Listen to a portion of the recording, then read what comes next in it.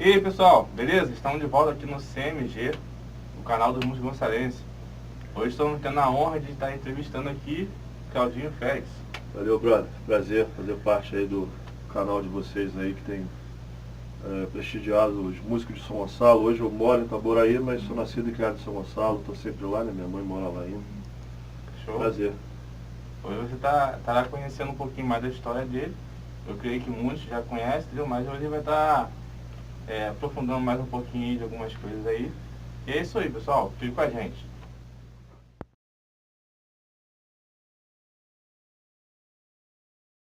Então, Claudinho, nos conte um pouquinho sobre a sua história de vida aí, na música. Cara, eu sou nascido num lar cristão, né? Comecei a tocar bateria na igreja, Assembleia de Deus no Mutuaguaçu, que é próximo ao Mutuapira ali, tem um bairro ali chamado Mutuaguaçu, a igreja ali. Comecei a tocar ali, me interessei por bateria, vendo meu irmão tocar na igreja, ele tocava e eu comecei a me interessar e fui tocando. Isso eu tinha uns 13 para 14 anos de idade. E aí comecei a tocar na igreja, fui tocando, não sei o quê, aí nascido e criado, né, nascido numa família muito humilde, financeiramente falando. Meu pai não tinha condições de pagar a aula para mim, nada disso, a gente tinha uma condição bem restrita. E aí eu comecei a trabalhar até eu conseguir pagar a aula. Inclusive o Marcelo dos Anjos foi meu primeiro professor. Não me lembro também, isso tem bastante tempo, acho que o Marcelo está bem velho já, né? Não sei que idade que ele está, mas enfim. E aí comecei a estudar com meus 20 para 21 anos, comecei a estudar, aí fui estudar com Silas Júnior, e aí comecei a viver de música, comecei a dar aula, aí foi nesse momento aí, em 97, 98, que eu comecei a estudar bateria, a praticar muito, assim, praticava muito mesmo, o dia inteiro. E aí comecei a tocar com Marquinhos Gomes, comecei a fazer muitos projetos instrumentais, depois comecei a gravar bastante no estúdio de amigos que tinham aqui em Niterói, em São Gonçalo depois. Toquei com vários músicos, com a Aline Barros, né, até hoje de vez em quando toco, mas basicamente a minha história de vida musical é essa. Comecei dentro da igreja, estou na igreja até hoje. E minha influência vem de dentro da igreja, né? Tive influências fora, muito fortes, mas o início, a principal, está dentro da igreja, a raiz é cristã. Entendeu? E sobre a sua construção musical, você falou que estudou com Silas Júnior. Silas Júnior é o do... É o baterista do Fruto Sagrado, Sagrado, né? né? A banda acho que acabou, não sei se acabou, não tem mais. Show Estudei com Marcelo, a ordem é essa, estudei com Marcelo dos Anjos, Silas Júnior, Pascoal Meirelles e com o Kiko Freitas. Show. Mas estudei, assim, estudei muito sozinho, muito mesmo. Praticava muito, assim. Era meu sonho viver de música, tocar bateria. E eu agarrei isso quando eu pude com todas as forças, né? Eu estudava o dia inteiro, assim, o dia inteiro mesmo, sem pausa para quase nada, a não ser para comer, para ir no banheiro e beber água. Mais ou menos isso, né? Tem muita coisa em volta disso, mas a minha vida musical, a construção da minha vida musical gira em torno dessas pequenas coisas, né? Que eu acho que são pequenas, mas são muito importantes. Então, você falou sobre a sua construção musical, né? Aham. E, assim, sobre influências, assim, você tem algumas outras influências que te levou a música, assim... Para estudar? Cara, tem sim. Como eu falei anteriormente, eu comecei dentro da igreja, estou lá até hoje, na verdade, né? E a minha influência veio de dentro da igreja, começou com meu irmão, começou com a música evangélica, mas, assim, o que me fez estudar bateria, praticar, antes de eu estudar bateria, eu só tocava, ouvia música, não tinha, pela falta de material, pela falta de acesso, pela falta de condição financeira de ter as coisas, conhecia muito pouca coisa. Mas era influenciado pela música evangélica, por Paralamas do Sucesso, Roupa Nova. Mas teve um ponto, uma virada na minha vida foi quando eu conheci o Dennis Chambers. Me mostraram uma fita que era um tributo a Buddy Rich. E aí eu vi o Dennis Chambers tocando e eu pirei com aquilo. Eu não tinha visto nada igual na minha vida. Eu não sabia que a bateria podia ir para aquele caminho até então, até eu conhecer aquilo ali. E aí eu comecei a pesquisar sobre a vida daquele cara. Era muito, como eu te falei, pouco pouco material que a gente tinha acesso. Mas quando eu vi esse cara, foi uma coisa assim, que mexeu demais comigo. A forma do cara tocar, de se expressar, a técnica dele, musicalidade. E a partir dali eu comecei a estudar. Comecei a procurar livros, não livros exatamente, coisas em métodos que diziam a respeito daqueles caras. Nessa época a gente tinha a Modern Drummers e a Cover Batera, ou Batera, se não me engano. Essas duas revistas que de vez em quando a gente tinha acesso. Eu comecei a querer entender como é que esses caras faziam para estudar, quantas horas, o que estudava, como estudava. Então, esse ponto, quando eu conheço o Danny Chambers, ali mudou minha vida, mudou minha forma de tocar. Então, assim, tem influência do Danny Chambers muito forte, que é a primeira, Dave Weckl, Vinnie Colaiuta, Omar Hakim, Chad Smith, do Red Hot, Matt Sorum, do Guns N' Roses, muita gente, assim, eu ouvi muita coisa. Eu ouço de tudo até hoje, e gosto de tudo, desde que seja uma boa música, que me agrade. Então, assim, minha influência, cara, vem de muita gente. Se eu for ficar falando aqui, eu não vou perder tempo, até porque vem de outros músicos que não são bateristas. Eu escuto música clássica, que não tem nem, na maioria das vezes, bateria. Então, assim, mas a minha principal, a influência mais forte, que me fez abrir a mente para estudar e querer estudar, é o Danny Chambers. Sacou? Mas depois disso vem uma infinidade de gente, assim, que sai dessa, vou dizer assim, dessa primeiro encontro, assim, desse choque que eu tenho de ver esse cara tocando naquela época, era uma monstruosidade, assim. Entendeu? Eu cheguei até a assistir uma fita cassete que eu tinha lá em casa, eu emprestei, nunca mais me devolveram, que era uma batera azul. Pois é, cara, esse vídeo foi o vídeo que eu mais vi na minha vida. Eu acho que eu sou daltônico, porque todo mundo diz que é azul, eu vejo aquilo verde, cara. É o Serious Movies in the Pocket. Eu tive o prazer de conhecer o Danny Chambers, sair para jantar com ele no workshop que ele fez no Rio, tem até foto no meu Instagram. E eu tive a oportunidade de falar para ele que o quão importante aquilo foi para minha vida, que eu teve uma época que eu passei mais ou menos 2 anos, todo dia de manhã, antes de eu estudar, eu tomava café assistindo aqueles vídeos, aqueles VHS. E eu sabia de tudo que acontecia, desde a cara que ele ia fazer, da frase, de tanto que eu assisti, de tanto que eu curti esse cara tocando. E também foi a primeira coisa que chegou pra mim, assim, né? Então teve todo esse porquê do negócio. Foi a primeira vez que eu assisti um cara daquele nível, foi o primeiro cara, depois eu assisti vários. Mas essa fita aí, esse VHS, são 2, Serious Movies in the Pocket. Os 2 pra mim foram coisas que fizeram parte da construção da minha vida. Show. Eu não sei Aleluia, se é Varão. azul, se é verde. Eu sei A cor não importa, bicho. Tão ruim que saiu. Na verdade, minha televisão era tão ruim nessa época que eu acho que a cor também não estava me importando muito. Se fosse preto e branco, eu conseguisse ver o cara tocando e tivesse o som, já estava tudo certo. Muito rápido. Eu ia fazer uma pergunta agora sobre gospel shops. Porque, né, é tipo fosse uma febre, né? Todo mundo fazendo gospel shops, pá. Só que, na verdade, esses caras já faziam isso, né, cara? A pergunta, cara, é o seguinte, o que é gospel shops?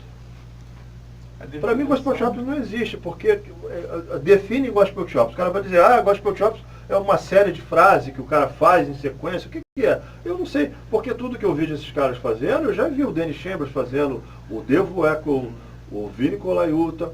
O que eles fizeram, eu acho que o que define melhor e consegue dizer o que é gospel shops é que é uma linguagem mais funkeada, mais hip hop com frases, sabe? Então, assim, hoje você vê um montão de batera americana, eu já vi os caras falando isso, eu não toco gospel shops, eu não sei o que é gospel shops, porque as pessoas querem até se livrar desse título.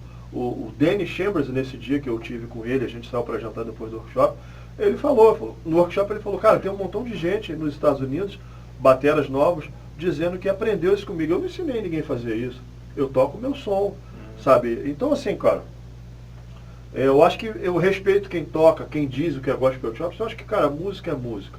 É muito perigoso você ficar querendo rotular e ficar querendo, fulano toca gospel shops, aí você tosse a cara, aí o cara, o outro é mais velho, não gosta. Cara, eu acho que música é música, eu gosto de tudo, sabe? Eu acho que, eu tenho certeza, na minha opinião, pra mim, né? Não é um preconceito, é um conceito. Que, cara, você tem que absorver o que é bom, bicho. Para mim que sou cristão, você é cristão também? Então, para quem é cristão, a palavra diz que é o seguinte, bicho, você ouve de tudo, só pega o que é bom, só retém o que é bom. O que você não gosta, beleza, cara.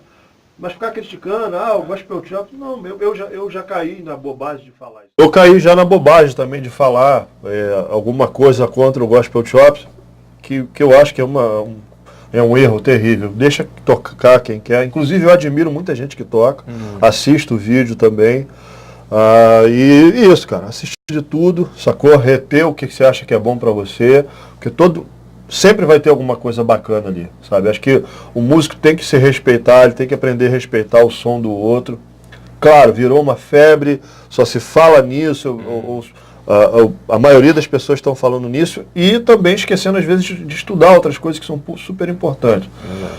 Uma delas é o seguinte, cara, o nosso instrumento, bateria, é um instrumento de base, ou seja, ritmo. Nossa principal função na música é groove. Então não adianta você também fazer um montão de virada rápida, não saber fazer um groove simples, bem tocado, com precisão rítmica e sonora, entendeu? Show de bola. Tem uma pergunta que virou clichê já no nosso canal, que a gente faz para todo mundo, entendeu? Sobre gospel versus secular. Uma pesquisa que eu fiz na internet, falando assim que na década de 80, né, 70, 80, o artista gospel não era muito aceito no meio secular. Mas isso ao longo do tempo foi assim, se desfazendo. E hoje, o artista evangélico está sendo mais aceito no meio secular. O artista que você fala é o músico em si ou no geral, o cantor? No geral. A música, então você quer dizer música evangélica, né? Entendi. O que você vê como positivo ou negativo dessa questão aí? Cara, eu não vejo nem como positivo nem como negativo, porque a música evangélica, cristã, ela tem que ser uma música de evangelização, de adoração, de exaltação ao nome de Deus, ao nome de Jesus, ao que a gente serve, ao que a gente prega. Cara, aceita no meio secular, podemos dizer assim, primeiro que não deveria existir essa preocupação com o que é evangélico, porque... claro, se deve fazer uma música boa, de qualidade, mas a música evangélica cristã, ela tem uma função diferente, cara, sabe? Que é principalmente isso, evangelizar, alguém ouvir uma música através de uma letra, se interessar, se converter, se consertar, sei lá, usa-se a linguagem que se quiser do nosso gueto evangélico. Mas ela é mais aceita. Hoje ela é mais difundida. Hoje você vê muitos cantores nos programas seculares, porque a música em si melhorou, ela é melhor produzida. Então eu acho que isso também causa uma aceitação. Tem certas músicas que, por exemplo, a música evangélica, ela tem a linguagem de gueto, que você só entende quem é do gueto, quem é do evangélico. Isso, de uma certa forma, às vezes, cria uma barreira para quem vai ouvir. Porque, por exemplo, se você canta uma música pro cara, incendeia, Senhor, a sua noiva, a sua igreja. Pô, bicho, como é que o cara que não é evangélico vai entender isso? Pô, vai tacar fogo na sua noiva, meu irmão? Você tá maluco? Você tá entendendo? Então, assim, hoje, isso tem, de uma certa forma, tem músicos, artistas, cantores evangélicos que conseguem quebrar isso melhor. Como quiser que eu escute, a maioria delas não estão na mídia, assim, porque não são músicas que têm esses clichês da moda, né? O mundo evangélico, o mundo gospel musical, ele também tem suas modas, né? Uma hora você fala de chuva, outro de fogo, outro de... sempre tem alguma coisa que está... Hoje, agora virou worship, né? Agora se toca muito esse negócio que é uma imitação bem barata do que os gringos fazem, né? E assim, não sou contra do mesmo jeito, como a gente falou a respeito do gospel chop lá atrás, mas vira uma coisa também assim, muito segmentada, né? O cara só toca isso. Então, assim, eu gosto de músicas que têm letras, caras, que me falam alguma coisa, que mexam com a minha emoção, que me remetem a alguma coisa no passado, a uma passagem da Bíblia, me fazem pensar, aspirar coisas boas para a minha vida como música cristã. Agora, isso, o que eu vou te falar, isso também existe em música secular, que são músicas de ótima qualidade, tanto de letra como musical num todo, que também me inspiram. E a Bíblia diz, cara, que todo dom perfeito vem de Deus, todo. Ele não diz só de quem está dentro da igreja, de quem é cristão. Então, assim, eu acho que a música, voltando ao início da pergunta, a música evangélica, ela se tornou mais aceita no meio secular, acho que por causa disso, tem uma melhor produção musical, uma roupagem melhor, isso acaba criando uma aceitação melhor. Agora, eu faço minha observação. Você tem... A questão musical cresceu enormemente, mas a questão da letra, para mim, ficou mais pobre do que nunca. Sabe, você vê as letras musicais evangélicas hoje, é extremamente... Muitas Pobre, delas né? são pobres, né? Demais. Não falam nada com nada. A música é feita como uma música secular para vender, tem que ter um refrão clichê, pouca letra. Eu sei porque eu já vi pessoas produzindo, compondo e se compõem assim. Você não pode cantar muita letra porque senão fica difícil. Tem que ser um negócio, um refrão para o cara gravar e acabou. 4 Então, notas só. Exatamente, né? Hoje não precisa se estudar muito para tocar, porque 4 notas você toca qualquer música de qualquer cantor que está na mídia hoje evangélica, ou não é? Né? Qualquer coisa. Então, assim, eu acho que sim, aumentou muito. A qualidade musical ficou muito alta, mas eu acho que empobreceu muito a questão da mensagem, a questão do conteúdo que as letras têm. Eu não estou falando isso de uma forma geral, não posso cometer esse erro aqui, porque tem muita coisa boa, nova aí também. Mas de uma forma geral, o que aparece, o que mais vende, eu não sei se é uma coisa tão edificante assim, né? Mas enfim. A questão é igual aquela lance do Gospel Shop, né? Tipo assim, é uma coisa que foi falada aqui no canal também pelo Marcelo dos Anjos. Se você colocar 10 bateras tocando e fechar os olhos, você não sabe quem tocou, porque é tudo tocando uma coisa só. A mesma coisa se podemos dizer da música hoje em dia, evangélica. É tipo que entra um hino só direto, mas são 10 hinos tocando. Mas parece que é um hino só tocando direto. A mesma parada, a mesma levada. Não tem identidade. Entendeu? Eu, por exemplo, tenho muita dificuldade quando eu ouço uma música hoje para saber quem é que está cantando. Porque o som de caixa é tudo igual, a composição é igual, a forma da música. Então eu não... Claro que se eu ouvir um pouco mais é porque eu não ouço, não escuto. Eu não escuto rádio evangélica, eu não escuto. As que eu escuto não estão como eu falei, na mídia. Eu já até indico para quem não conhece. Estênio Márcio, João Alexandre, Gerson Borges. Quer dizer, tem mais uma série desses caras. Se você começar a ouvir esses caras, já vai puxar outras pessoas. Mas eu, que não sou um ouvinte assíduo dessas coisas, só ouço o que eu vou tocar, eu não consigo identificar. Antigamente você ainda tinha, assim, sei lá, Cassiane, que era pentecostal, né? E aí você conseguia identificar. Aí você tinha Aline Barros, que era mais pop. Fernanda Brum, que era um meio termo disso. Aí você ouvia as pessoas mais antigas, você conseguia ter um trabalho com mais identidade. Hoje não, hoje para mim é tudo muito parecido. Sei lá, acho que é uma perca de identidade, né? Porque o Brasil daqui a não ser muito americanizado, talvez, não sei. Tá querendo não, né?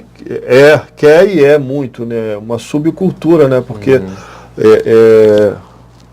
tudo é muita cópia lá dos Estados Unidos. A gente tem que copiar o que é bom, mas você precisa ir, isso tem que ser uma âncora para te levar até algum lugar e dali para lá você cria suas coisas, entendeu? Então é tudo muita cópia. Então, assim, na verdade a gente não sabe nem, às vezes se é americano, às vezes é europeu, australiano, esse negócio de worship, que é uma onda, né? É um estilo, pelo menos aqui no Brasil você fala worship, o cara já sabe o que é. Caixa grave, hi-hat de 20 polegadas, prato de 24 e aquela levada juntinho, o tempo todo, né? Então o cara já sabe, worship é adoração, né? A tradução é adoração. Mas fala worship, o cara fala, toca um worship aí, o cara já sabe o que é. É ou não é? Se você perguntar isso para 300 batera aqui no Rio de Janeiro, em São Paulo, ele vai saber o que é. Falando agora sobre os seus trabalhos, você falou que no início da entrevista você tocou com Marquinhos Gomes, ainda toca algumas vezes com Aline Barros, né? E fora isso, você tem outros trabalhos que você faz musicalmente? Cara, não, só de gravação, muita aula, workshop. Basicamente é isso, meu trabalho gira em torno de tocar, toco muita música instrumental, gravo bastante e dou muita aula, entendeu? Você está com um projeto aí de aulas, né? Aulas online, é um projeto assim, porque eu comecei isso porque tinha muita gente de longe, cara, que queria estudar comigo, não tinha condição. Né? Um cara de outro estado. E aí eu protelei um pouco para fazer isso, mas comecei a fazer. E eu já estou dando aula online já. Sim, mas a preferência é sempre para quem mora muito longe, que não tem condições de vir aqui ter aula presencial, entendeu? Mas estou com esse projeto sim. Show. Vamos passar a parte da dica. Né? Eu queria pedir você deixar o pessoal de casa 2 dicas. A primeira é para aquela galera que está começando a estudar agora e encontra-se alguma dificuldade, ou às vezes até pensa em desistir, pô, não vou mais conseguir e tal. O que você pode deixar como incentivo para essa galera aí. E a segunda dica é sobre alguma coisa de estudo, que você poderia deixar como matéria de estudo para a galera desenvolver aí uma técnica nova aí, alguma coisa assim. Tá, vamos lá para a primeira. A primeira dica que eu dou para qualquer pessoa é o seguinte, cara, procurar um professor, porque não tem como, tem coisas que não tem como você estudar sozinho, e o professor vai facilitar muito sua vida para te dar os caminhos, para ver o que você pode estudar, ver as suas necessidades. Às vezes sozinho você não consegue identificar isso. E aí eu vejo muito isso assim, com muitos alunos que vêm estudar comigo. Na era da internet, o cara tem todos os materiais, mas não consegue desenvolver em área nenhuma, porque ele tem muita informação, mas é superficial em todas elas, ou seja, ele não tem profundidade em nada.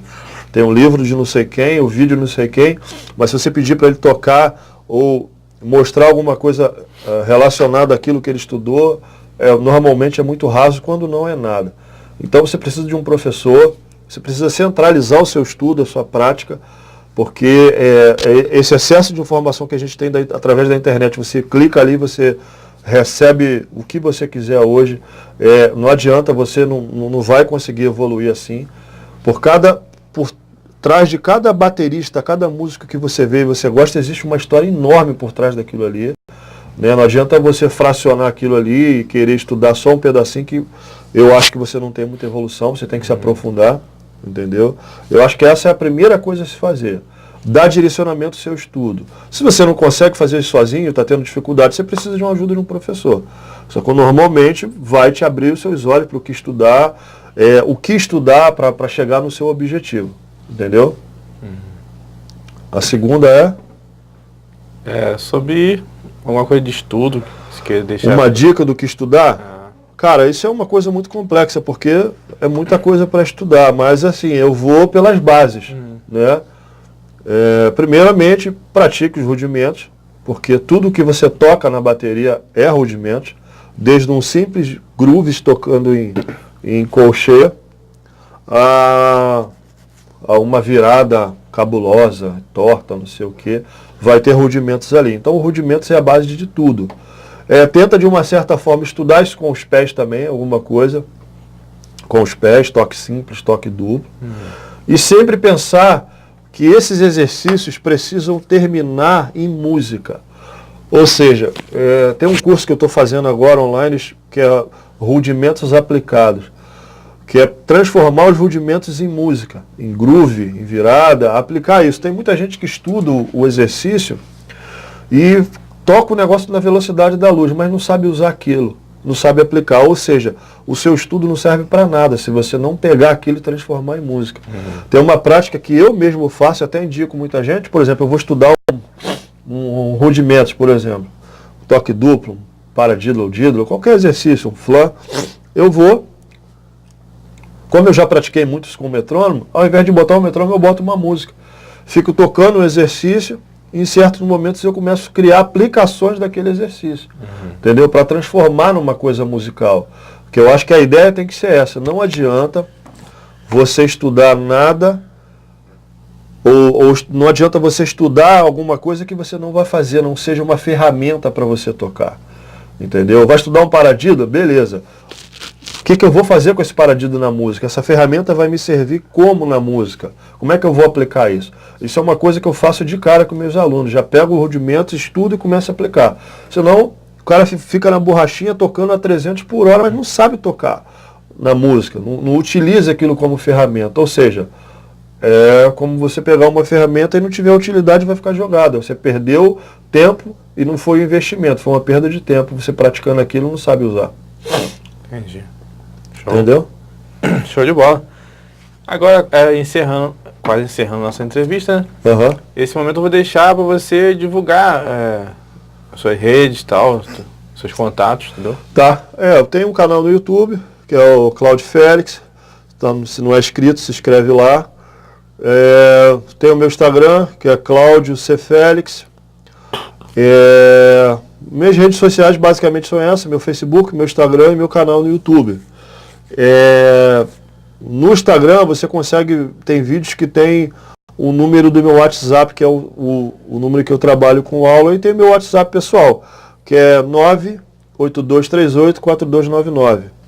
98238-4299. Se quiser falar comigo, ter aula, bater um papo, qualquer coisa, é só chamar. Show. Beleza? Sim, obrigadão. Eu que agradeço aí. Prazer receber vocês aí. Valeu. Até uma próxima aí. Até uma próxima. Valeu? E eu quero agradecer também ao Gustavo, da GM Papelarias, né? Que fica ali na estrada de Guaxindiba. Ele tá patrocinando esse canal aí. Valeu, galera. Até a próxima.